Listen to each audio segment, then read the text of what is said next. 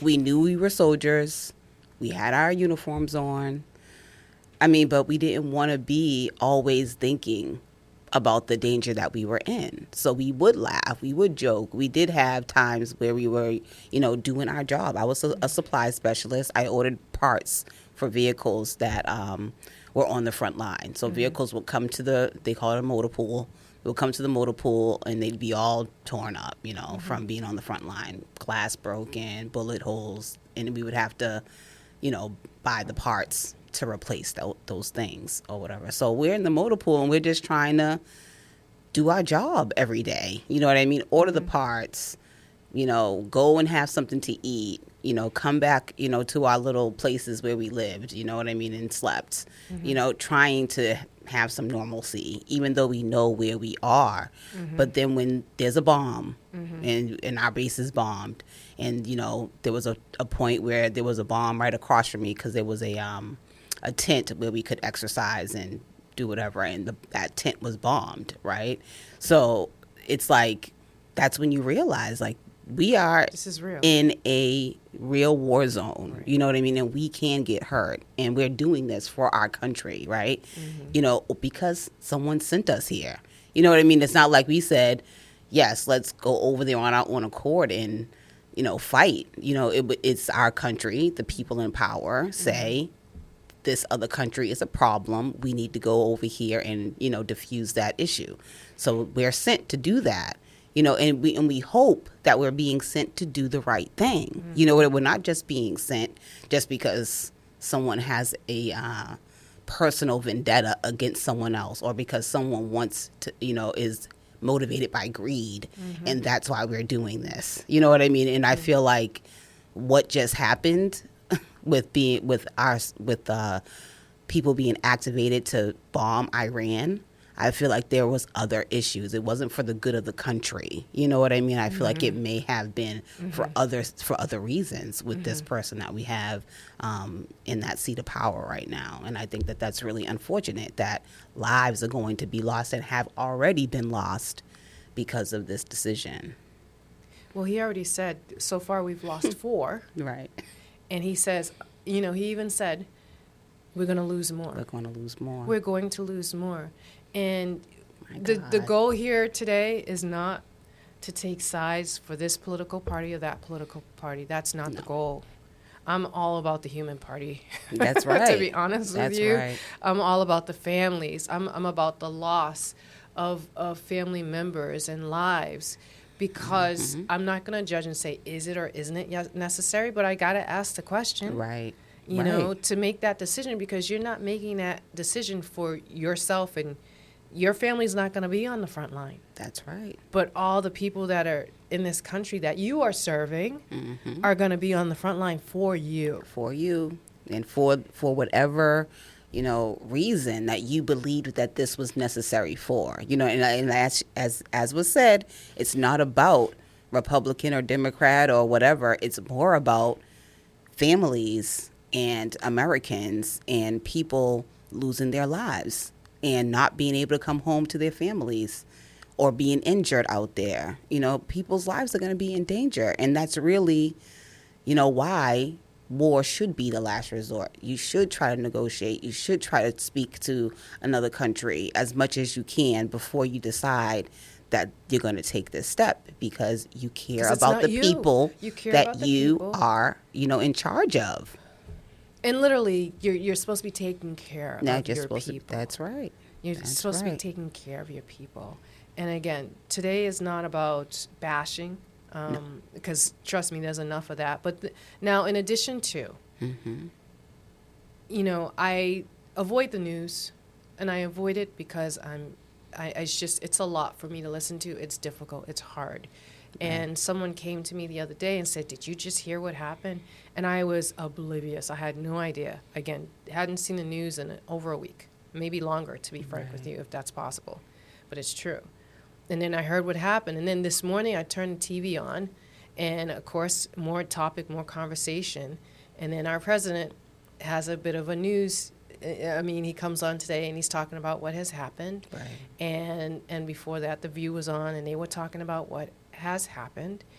And as I'm gaining more detail and more information, my stomach turns. Like I have a sense of nausea because I'm like, no, how did we get here? How is this happening?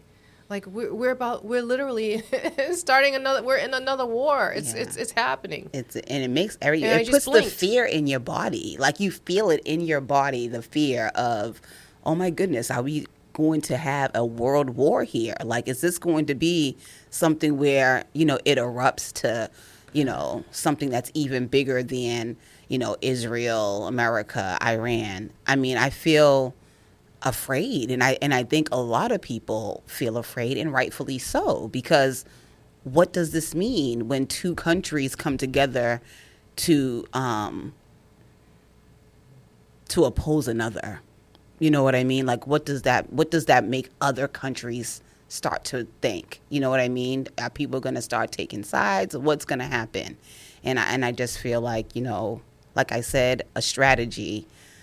We have to think things all the way through. Like, what could the retaliatory, issues be? And I just don't think that was. I don't think that the gravity of this was really taken into consideration. Like, what could happen, Well, I wonder, you and I, we were chatting earlier, and let me do an official start here. Good afternoon, everyone. I'm Laura Williamson. This is Bear Fitness. You are coming in on a conversation that I'm having with Nicole McClain. She's Councilor-At-Large in Lynn, Mass. And granted, we hadn't intended on starting the conversation this way.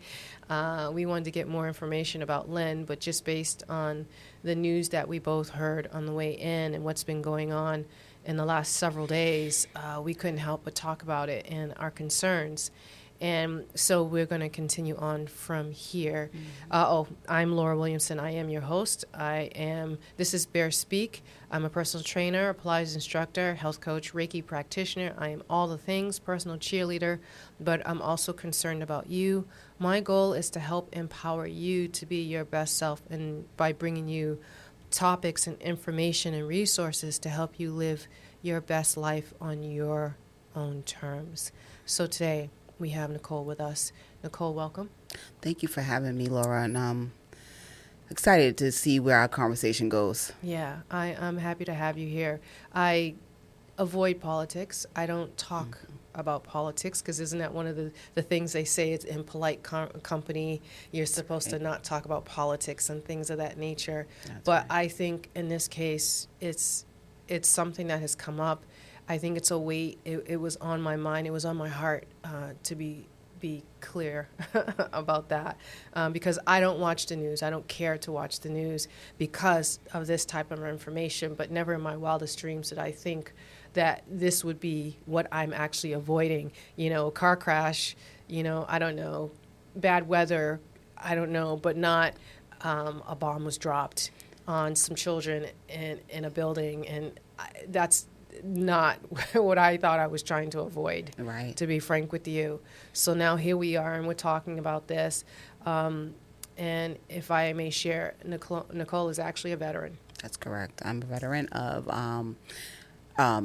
Iraqi freedom, and also the second war that we also fought in Iraq. I was in Iraq in 2004 and again in 2008. So this news of a bomb being dropped in Iran is really close to my heart, and the retaliatory bombings from Iran on bases that are in Qatar, that are in the Middle East area, as a retaliation of the bomb being dropped by America is of big concern to me, because American soldiers and these young girls that lost their lives due to this bombing is just really catastrophic, honestly, and the worst news that we could have been receiving right now. And before I continue, let me say thank you for your service. Absolutely. Let's go there. Because this is beyond bravery. it's real easy for me to sit here and say I'm upset and, oh, no, and this is awful. Yeah. And it is awful. It is. But as someone who has never served and comes from a family of veterans, and of course you wouldn't know this about me because it's just not something that comes up. But I think I think a lot of us know people who serve or who have served or are veterans in some way, shape, or form, and I just feel like it's part of our tapestry. I think it just is what it is. But what I would like to ask from you today, Nicole. We plan on talking about other things, and we will get to those things. But I would love your perspective as a veteran, a soldier who was. I mean, you lived it. Right. In the line of fire, and it's real easy for me to feel badly about it, but that's nothing compared to you actually experiencing it. Like you said, hearing mortars, and waking up day to day, and not knowing if the person next to you, or a friend of yours, is if you're going to come back from battle or not. I have no idea what that feels like. I don't know what it is. I don't know what it's like, and I don't think a lot of people do either. Right. So for me, again, this is not about taking political sides. I'm looking at the human side of it only and purely because I'm thinking about the families, I'm thinking about the children. Those are the people that I am thinking about right now, and the effects it has on your immediate family, the people who care about you, and your communities. Yeah, you have to think about it, though. When we're out there, we're not thinking about who's a Republican and who's a Democrat and who's, white, who's black. We're not thinking about any of that. We're thinking about making sure we all come home safely. Yeah. That when we go overseas and we're fighting for our country, we're not concerned with, politics. We're concerned with making sure the person to the left and right of us is safe and that we're safe, so that's our daily battle every day, is to make sure that we're mentally, emotionally, and physically, sound all the time. And it's not always easy when you're away from home. You're very sad. You're always thinking about home, especially myself. I was a mom. I had to leave my son with my mother so that I could, serve the country. So, I mean, there's a lot of different, elements that go into serving our country. It's not like just, one type of person is doing this work. Moms, dads, right. Cousins, daughters, everyone is there, and it's more of a humanity thing than right. it is anything else, right. And I think that people need to understand that soldiers are bipartisan, Right. We're here for everyone, and we're trying to make sure our country is safe, and that's why we do what we do. That's the base of why we do what we do, definitely. And there are more women now in the service than there were before, because we were talking about this, that my aunt was a Marine.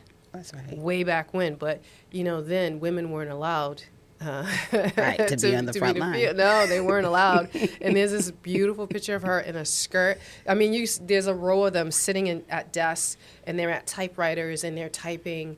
But she was, nonetheless, she was a veteran. And when she passed away, you have the option. It's in Maryland. She was buried. Wow. She had the rifle salute. She had the whole thing when she passed away. But I got to tell you, as nothing, as a family member, someone who was at that funeral, when the rifles go off, my uncle was another one, too. He was a Marine. Right. And he guarded the president. Wow. And and then he retired, and then that was it. And he also had the gun salute. But I got to tell you, it's something about it. It was poetic on the one hand, but it's very definite. It's like it's done. Right. You feel the honor. You feel the honor, yes, but then it definitely. hits you like right. Whoa. Like right. This is a lot. Yes. I did a lot. It's important, but it's like it's I can't explain it. Right. It's heavy on two sides, right? It's like, it's really like, I'm so proud of my loved one for being able to do this and to have served the country. And then I'm hugely saddened because now they're no longer with me. You know what I mean? Yeah. It's like, and we were talking about that, right? Yep. With the people that come and give that news to the family when their child was, it's always two I'm saying people. Their child, but with their loved one has passed. You know what I mean? It could be, anyone, so...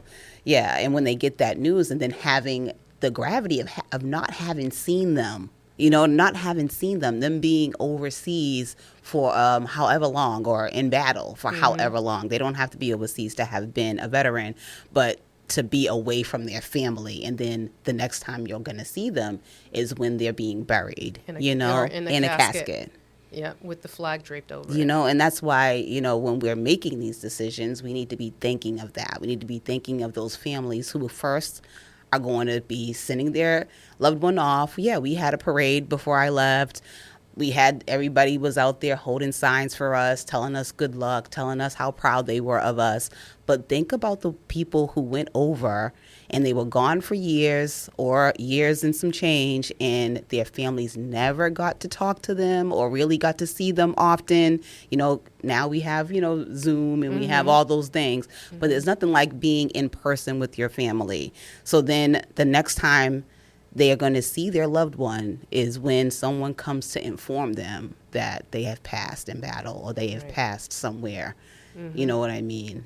And yeah, trust me, nobody wants that visit. Nobody wants that visit. That visit is not.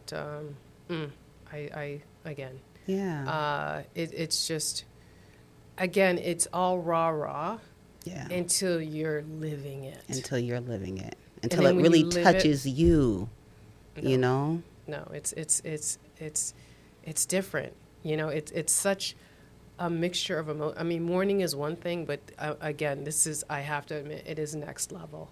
Right, and it makes me think of, what I mean? Like we said, we're not bashing anyone here. We're not trying to make anyone look like, they're doing the most awful, thing. But, I mean, there's been negative talk about veterans and soldiers, you know what I mean, by this administration. And then now we're being used to fight this battle, you know what I mean, for this administration. So is it like we're not worth anything as soldiers, or is that you are going to depend on us and respect us and honor us as soldiers? Yeah. Is you know what I mean? Like, what is it? You can't, downplay a group of people who are defending the country and then activate them, you know what I mean, at your whim. It should be always a level of respect for our military. Right.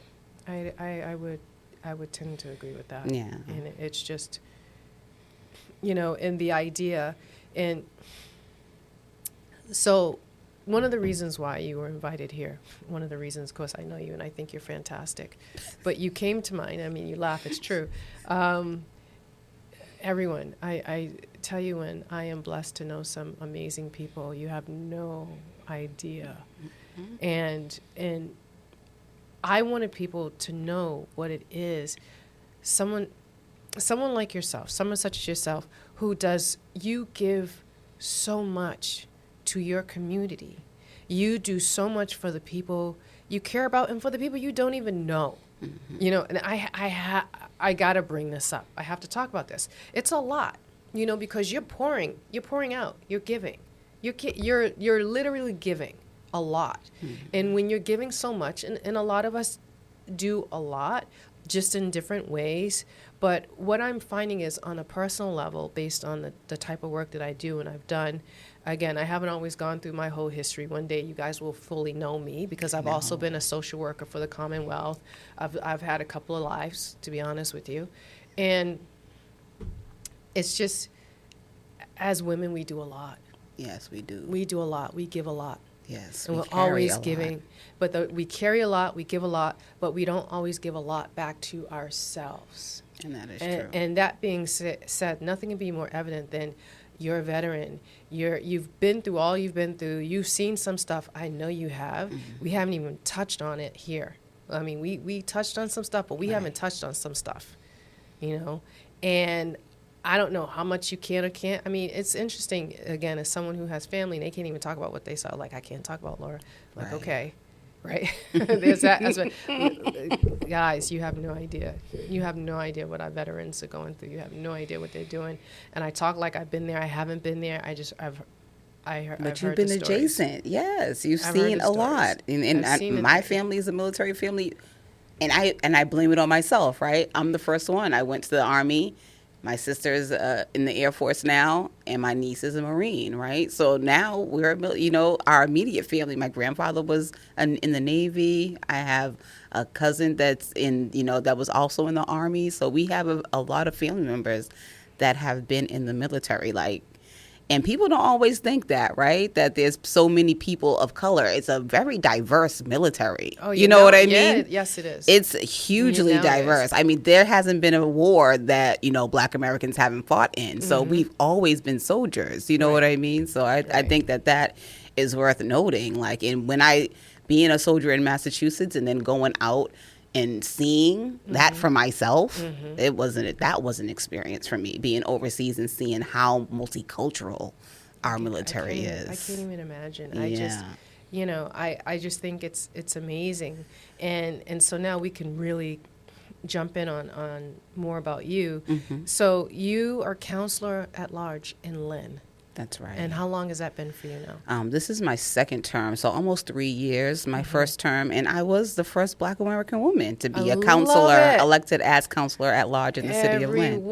Yeah. Gotta give you your flowers. Yeah. That's absolutely And there's impressive. 4 of us. There's 4 Councilors-At-Large in the city of Lynn, and we have 11 of us all in entirety. So there's 7 ward councilors and then 4 Councilors-At-Large. Yeah. I mean, you were doing the thing. Yeah, I'm working hard. But you're working hard, and see, that's going to bring us back to, and we'll come to this, but tell us what you have some awesome initiatives that you are working on currently and been working on. Can you share some of that with us, please? Absolutely. So in the political realm, I've been working to give voice to our youth and young adults. This is something that's really close to my heart. Working with a group of people that we've named the Youth and Adolescents Task Force.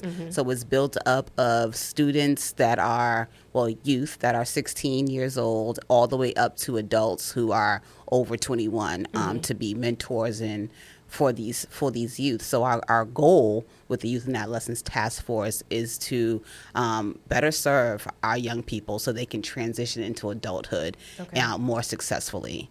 And the ultimate goal would be to have an actual dedicated city department for our youth and young adult services. So we don't have anything like that in Lynn right now. I noticed that in Boston, they have something called the Empowerment Division or something like that. That's really, if you have something that you want to learn as a parent or as a guardian about what's going on and how to help your young person succeed, you can go to that department and get that information.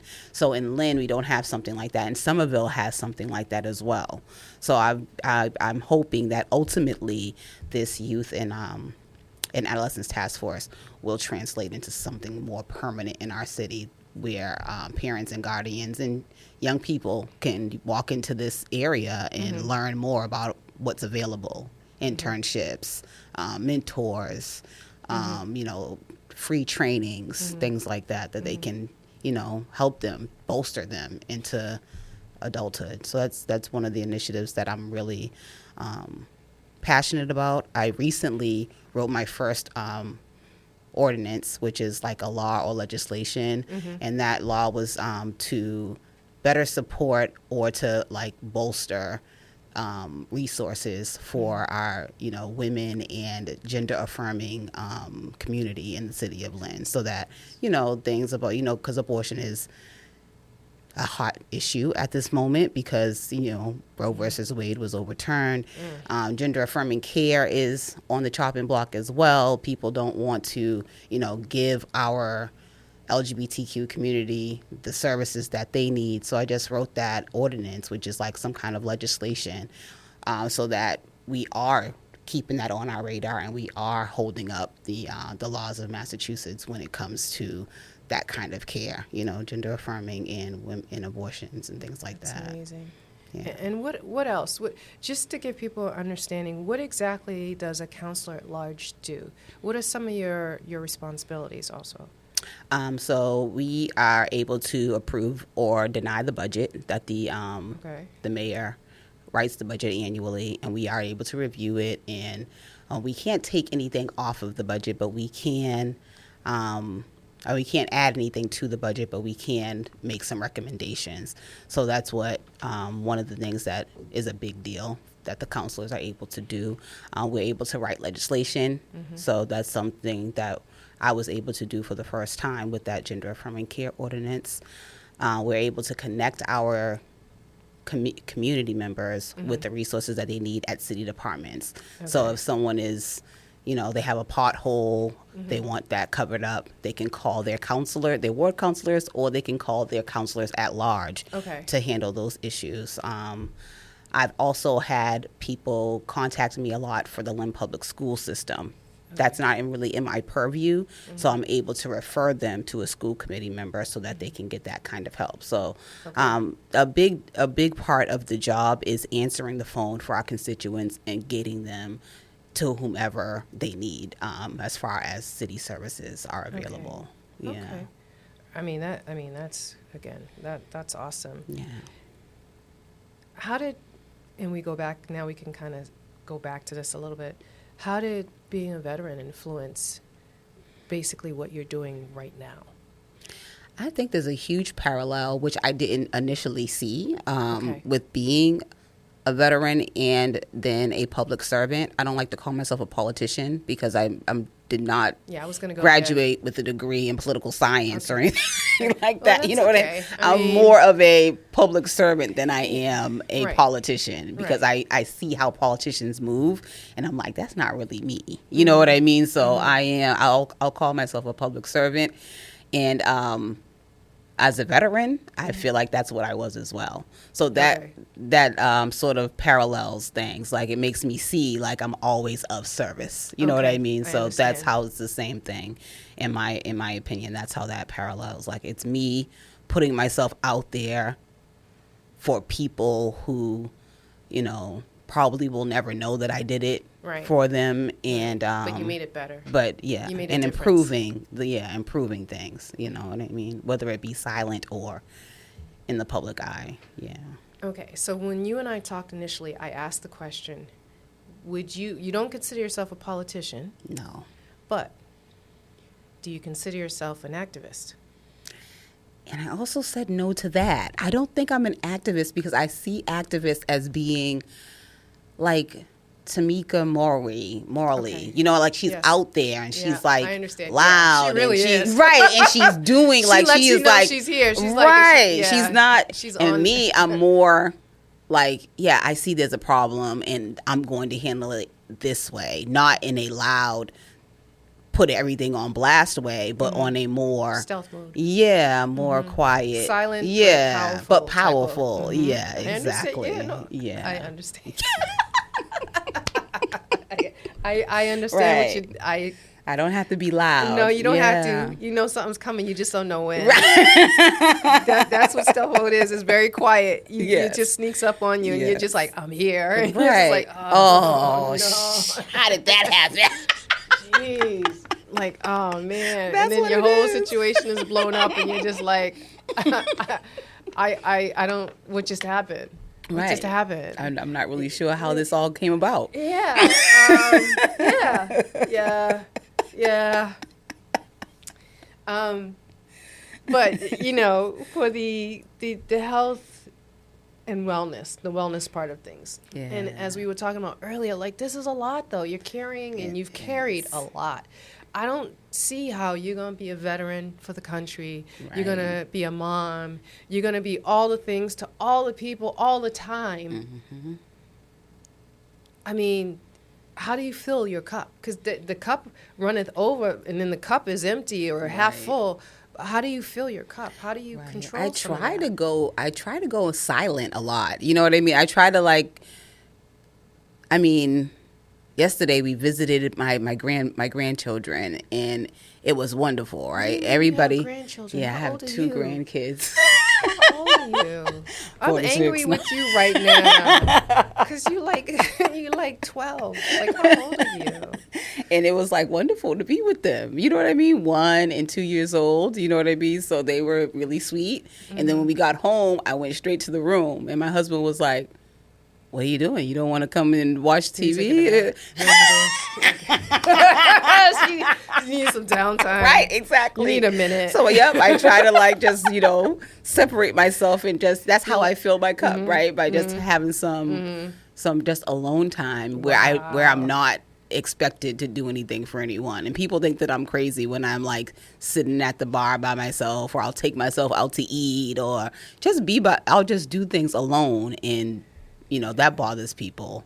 Which I'm like, but that's how I fill my cup, by being by myself. That's more about them than it is about you. Yeah, right? Yeah, so, that's how I fill my cup. And I get that. It's, I get that. So then what does it, because we talked about things to do for yourself, because when we met, the way we met was, we worked out together a little bit, we trained together, right. and you were in beast mode. You really were, because you were posting your workouts. You were doing all kinds. Yes, I was trying hard. You were doing you were. Yeah, you were. I need to get back to that Nicole. Nicole's gone, but you were doing some I'm stuff. trying to bring it back. Yes, ma'am. Yes, you were doing things. Yes, I was You working were hard. not messing around. You were getting it done. Yeah. And I was like, all right, well, okay, Miss Nicole. Let's see what you're doing there. Okay. Trying to be strong. You were. You really were. And I just...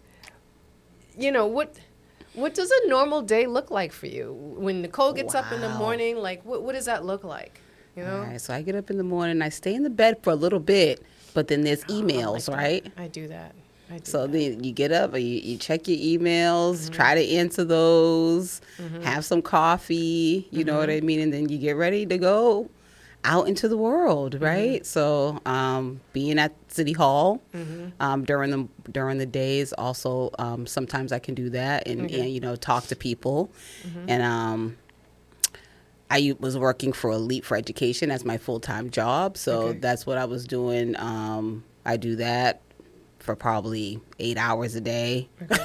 Okay. And then there's meetings after 6. You know what I mean? So then you do all the meetings with all the organizations that want to be that want your support, so that's basically what my day looks like, just trying to serve the community. You know what I mean? Even hearing it when I hear myself say it out loud is like, I spend my day working for people and trying to get them what they need. You know what I mean? Right.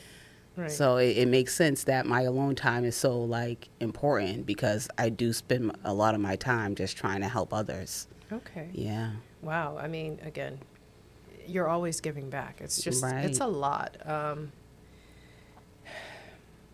Is there such a thing as balance for you, though? I always say that if I'm succeeding at one thing, I'm failing at something else. Okay. You know what I mean? Fair. I think that's what... Fair. If you see me and I'm rocking at an event, and I'm the organizer of the event, and I got this whole thing going on, I'm at the microphone and I'm introducing everybody and I'm doing all those things, people see, oh, this is a successful person and she's doing a lot of great things. But then in the back of my head, I'm like, oh, my house is a mess. I need to clean my bathroom. That's fair. No, that's fair. That's life. You know what I mean? That's real. Because if all your attention or most of your attention is there, something else think is about not it. Yes, something else is not getting done. That's a fair. Right. That's definitely fair. Something else is not getting done. That's fair. Right. I mean. So I don't think there's balance. I think there's more priorities, right? You prioritize things. You know what you got to do daily. So whatever is at that top of that list for that day is what you're going to rock. You're going to rock that. And then maybe there's another day that you're going to rock the cleaning. That's going to be the top of the thing on your list. So it's like what you prioritize daily is how you get that, the best out of life. I don't think there's ever balance. I think there's more prioritization. Yeah. That's a recurring theme. I asked that question to another guest of mine, and she said the same thing. She's like, there's no such thing as balance. She's like, there's no way you can do it all at one time. Right. She's like, you can do it, just not at one time. It just doesn't happen, because sometimes you have to be more over here than you are over here, and then you have to make your way back over here. Right. She's like, I don't think it happens that way. Right. But what's something one thing that you wish people knew about you, or should know about you? Wish that people knew? Yeah, because you're a veteran. Because we're not talking. We didn't want to get into politics today. We weren't trying to do that. We were just trying to talk about service. We were talk about service, humanity. That was the goal of today, and balance. What it's like to be you, human Nicole, right? Woman the woman, Nicole, Mm-hmm. the powerhouse that you are, and how are you able to keep it and pull it together? I think I want people to know more than anything is that I really do care genuinely, right? Right. I don't want people to think that I'm just doing this because I want to be a counselor at large. I didn't even want to be a counselor at Notoriety. large, right? It's not Yeah. something I even wanted. It wasn't something that was on my radar. I was being the founder and president of North Shore Juneteenth Association, and this was during the pandemic, and a young woman came to me and she said, I want to do something because George Floyd's death. Can we do something, right? So we put together this thing called Prevent the Cycle, where we had this demonstration in various parts of Lynn. People were like protesting. They would have their signs and they'd protest, and then we'd all come as a group in front of City Hall to make our demands, which were, we want a Human Rights Commission, we want the Lynn Police Department to wear body-worn cameras, and we want oversight for the police in some form. Well, we wanted an unarmed crisis response team. That's really what we wanted, right? So once we did that, because we did that, we had to meet with the counselors of the city at that time. And the counselors they seemed so far removed from what was going on in the city of Lynn. And I was like, we need someone at this table that thinks the way we think. Look at all these people in front of City Hall that feel the same way, that believe that we need these initiatives to go forward. And then we go inside of City Hall and no one seems to think that that's necessary. So that separation is what even made me feel like, okay, well, someone needs to run. And I started asking other people if they were going to do it, and when they were saying no or they weren't sure, that's when I was like, okay, fine, I'll run for Why not office. me? Right. So I did it. You know what I mean? That was, 2021, I believe. And we didn't win. You know what I mean? We didn't win. And it was me and Adriana Paz was my campaign manager at the Adriana, time. you know. Yeah, because do you? I remember I did the Red Rock. We were doing Pilates in the park. Oh, in Red Rock. That's right. And I did the post, and I was like, she had you. that's Yes. Nicole's picture up on the. Yeah. I was like, wait, is that right? I was like, that's right. And I was like, oh. And I posted that. I was like, my friend. I was like, look, she's running. I was like, look at this. And I couldn't make the party. I know you guys had unfortunately, we had the campaign because I had launch. classes. Yeah, no, because it was just a time. The timing was not good for me. you. Oh, but I remember. Unfortunate. I didn't know that you knew. I did. No, Yeah. because I was teaching a class in the park.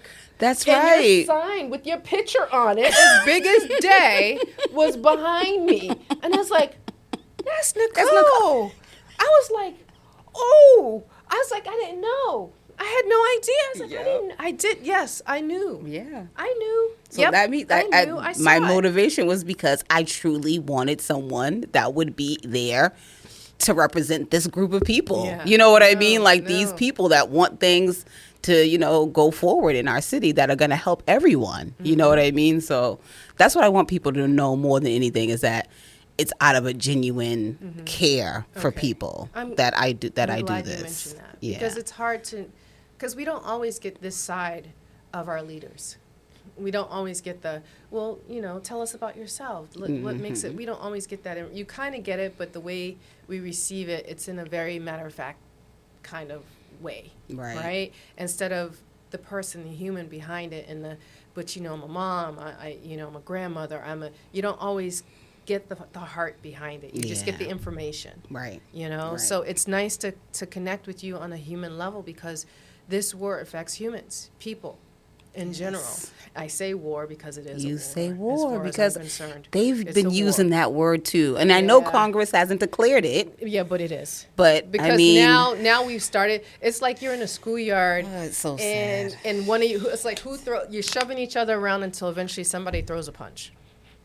Right? You just okay, here we go. And I don't even know if there was actual shoving at this point. To be honest with you, to be frank with you, I think maybe someone it could have been a sucker punch. I don't know. I'm speaking out of turn because I don't. Like I said, I haven't been watching the news. I don't know enough. I just know. As a person, who has loved ones, who have served, who, I don't want that for anybody. Right. Right. I mean, it's going to happen, but it's just a lot. And then it's a lot when you return as someone who has served as a soldier, and to reinsert and back into everything after you having gone through all the stuff that you've been through. That's another aspect. We didn't touch on that. But that's also, trying to reintegrate Right. afterwards, which seeing was what you've which seen, was rough. doing what you've done, experiencing Right. what you've experienced. Talk You're about never life the changing. same. Yeah, you're never the same. Like when I came home, when I left, I was a hairstylist, right? I used to do hair when I left. When I came home, just couldn't. It wasn't the same, was Just it? yeah, It I just just didn't didn't seem have like, it. It didn't seem, after Right. everything you've been through, it just is like, I'm doing hair. Right, I'm a I know that hairstylist. people I know, they didn't come home. They didn't go home. And some people that came home, then they weren't the passed. same. They committed suicide. I'm sorry to say. No, you. Once they but get it's home, it's you know what I mean? it's Because the truth. It's real. I mean, It's all human. of us made it home, but all of us didn't stay once we got here. You know what I mean? So it's like everybody was so happy that we didn't lose anyone. But think about what's on everybody's mind. There's a lot of, you've seen a lot. You've been exposed to so much. You don't know how people are emotionally. And like I said, when we were there, it was easy to check on each other. When we get back home, we Who's all gonna check live on you? all over the place. Yeah, because no one understands what you've been through. No one's Right. experienced what you've So experienced. how are we going to check in on How are everybody? you going to talk about it? Who are you going to... Yeah. Yeah. So that's another thing that people don't think about. But that is a reality of being a soldier. Like, your mental health is at risk, and you have to do everything that you can to maintain it. And then sometimes you don't know how to. Yeah, it's just a lot. War isn't good for anyone. It affects everyone. Everyone. I don't That's care why who it you are. cannot be just thrown around. It should not be taken lightly. No. We have to be Before more you do that, strategic. Yeah, you we know, have to. You can be rah, like, okay, we're going to go to war. Like, what does it mean? What does it mean? If we do that. What is the gravity? How is it going Yeah. to affect everyone? And not just our country, everyone all over the place. Everything all at once. Yeah. You have to Everything. think about Nothing's going to be left. War affects And everyone. people say, oh, heroes are going to lose their lives, and that's the consequences of say it war. so easily. But it's not just heroes are going to lose their lives. It's a lot that's going to happen. There's on a lot top of loss of. in addition to. Thank you. In addition to. It's not just losing Right. of life. If the life doesn't matter to you, what does? You know what I mean? Let's think about it. If the lives are just something that you mention while you're talking about your ballroom, Well, yeah. what else is going? What's the real thing that's going to make you see that this wasn't the best step forward? You know what I mean? For America as a country, But I digress because we're not doing any side taking. We are just making sure No, we are not. that people understand soldiers and families and that's right. families of loved ones on either side. That's right. On either side. Are going Again, to be this is, would you say, bipartisan? negative. That's right. Right? That's are going to be not- negatively affected here. Yeah, everyone. No one's. Everyone. It's All gonna over touch. the world. It's gonna touch everybody. Yes, Whether you think it is or isn't, just know it will. it will. It absolutely will. And I just, some of us more than others, Yeah. in a more profound way. Mm-hmm. But it's again, It's not good for people, anyone. You just don't. I can't. It's just so much. And so, what I will say to you is, if people need to reach out to you, if they need something, what's the best way to connect? Do they connect with you, and what do they Yeah. connect with you for, or what's the protocol if someone's listening to this now and they're like, "Ooh, I want to talk to her more. I want to know more about her," or "I have this issue that I need to remedy and I'm not sure what direction I should go in." Yeah, you could definitely reach out to me. I'm all over social media. So you can find me on social media at Councilwoman McClain on Instagram, and I am Nicole McClain, Councilor-At-Large on Facebook. So those are the only platforms I really use at the moment. I have a YouTube channel as well. You can check that out. You can also email me, Nicole for Lynn at Gmail as well. And also, I would love you to check out my nonprofit organization, the North Shore Juneteenth Association. We're on Instagram and Facebook as well. And we also have a website, nsjuneteenth.com. So please take a look at the initiatives that we're pushing forward through that nonprofit organization too. Okay, and I have one final question for you. I mean, what does the future hold for you? Are we thinking about Mayor or Governor McClain? Like, what are we looking for? Because obviously, I'm looking to get another interview in. So, because you really, I'm thinking about myself right now. We talked about a lot of things. We didn't get to talk about everything on your list. So I just. Well, we did talk about a lot of things. I just wonder, like, what's the future? What's the future looking like? What do we think? Where are we leaning right now? I mean, I always play with the idea of being the first black woman mayor of Lynn. I play with that a lot, but I'm not. I don't know. I don't know if that's ever going to come true. But I really do play with the idea. Okay. I play with the idea, and I've been playing with it often lately. But I'm not gonna. Listen. I'm not going to say that that's true. Right. I'm not. I may not go for that. I may not go for that, but it has been a thought in my mind. But I'm definitely looking to work in the education field more. I want to work more with our young people and help them to, help to give them some of the things that I didn't really have as a young person, someone that wants to see them, move to the next level. So that's definitely in my future. Okay. All right. Yeah. Well, you heard it here first. And she's coming back when it happens. I'm so excited. Okay, I'm going to be all right. I'm going to be okay. We're on the fence. We're on the fence. We don't know. It's been for sure. Emotional. I have to admit, it's been an emotional day. I've had highs. I've had lows. I'm having a high again. And let me tell you, I want to be here for this. I do. This is Laura. I am Laura. This is Bear Speak. Thank you so much for joining us today. We will see you next time.